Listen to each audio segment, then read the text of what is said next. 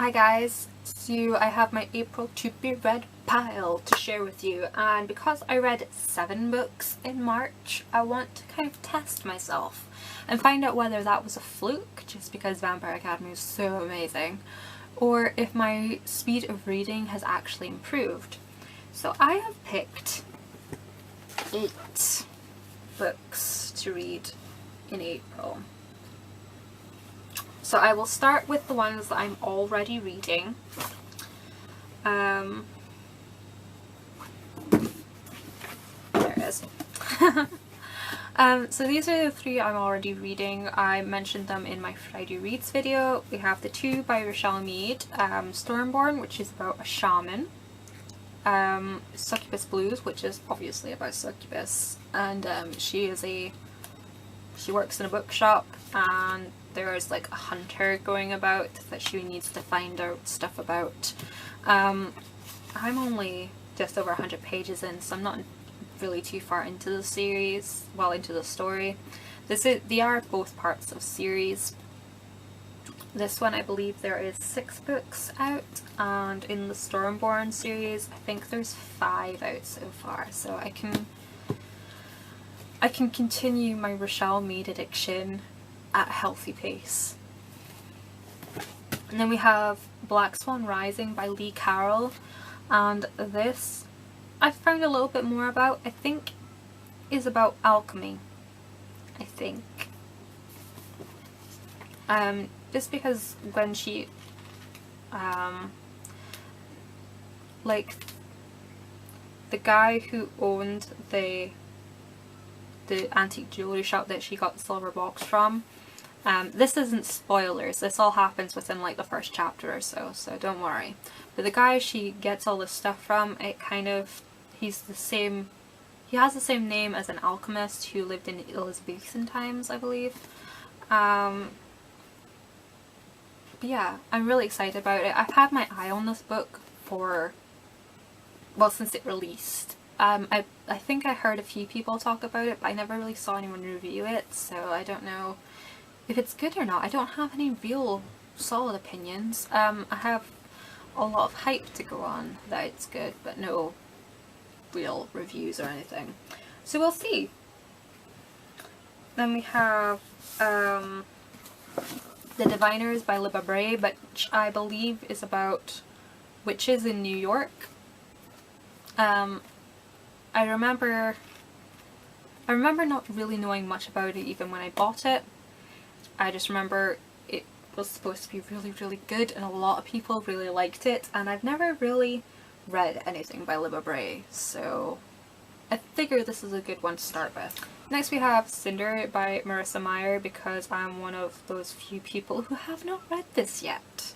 It's by Cinderella as a cyborg, and Cinderella's a cyborg. And I also recently found out that this was Marissa Meyer's nano novel from 2008. That is so awesome. She does like little pep talk emails throughout NaNoWriMo, which is really cool to get some like little insights from her and stuff. So I'm really looking forward to reading this. I read a couple of chapters already before, like ages ago, and it was really good, so I'm looking forward to it.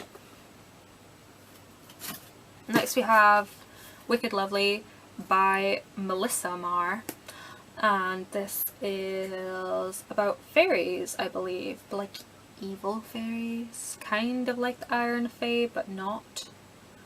I think it's about this mortal girl who can see fairies, and the fairy king wants to make her a queen. I'm not entirely sure.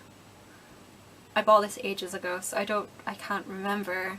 But let me know if you've read it. Do you think it's any good? Do you think I'm gonna enjoy it? I don't know.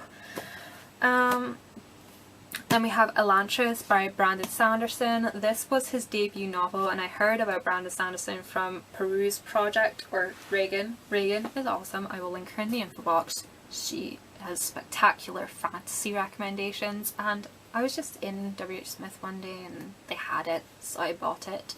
No, I haven't hauled some of these books yet. There will be a book haul coming really soon. I'm just waiting for some more books to arrive. But yeah, this is about a city called Elantris, where people used to, what does it say? Home to people transformed into magic using demigods. And then it becomes a curse rather than a blessing. And instead of being magic using demigods, they become the Walking Dead. And it's not like zombie style, they don't know they're dead, but their bodies are decaying around them whilst their mind is still alive. And things like when you're hungry, your hunger will just keep going and going and going, and no amount of food will stop that. And like pain, if you were to like break an arm or break a toe or something, because you're not alive, it won't heal and you will constantly feel that pain for all eternity. And some people will just die. Well, not die, like, well actually, I don't think this is a spoiler, but there's this really kind of horrifically violent bit where there's this beggar boy on the ground, and the main character goes in and, you know, gives him the bread that he was given, and these men just kind of swoop down on the beggar and beat him and like crush his skull in, but he's still alive with a crushed skull. It's kind of weird, and there's something going on. And I'm only like a chapter or so through it, so I don't entirely know too much about it. I've not actually heard anyone talk about this one specific. I just figured because this is his debut book, it'd be a good one to get a grasp of his writing style. And then we have Bloodlines by Rochelle Mead. I'm going to try and leave this to be the last one that I pick up so that I can, you know, savor the series, because I don't know how long the series will be. This one is told from this perspective of Sydney the alchemist, who you meet in the Vampire Academy series, and they are a race of humans who use alchemy to kind of keep the human world separate from the vampire world. They don't like the vampires, but they hate Strigoi more. So yeah, that's about all I know about this. I didn't even want to read the back of this in case I spoiled anything from the previous series, so I don't actually know what I can expect from this. But anyways, those are the 8 books I'm going to try and read in April, alongside, you know, trying to write a novel of my own. That's taking up a lot of my time. Anyways, I'm pretty sure I'll be able to fit a good chunk of all that in. And yeah, let me know if you've read any of these, or if you can recommend me anything based on those selections. And yeah, thank you for watching, and I'll see you guys later. Bye bye.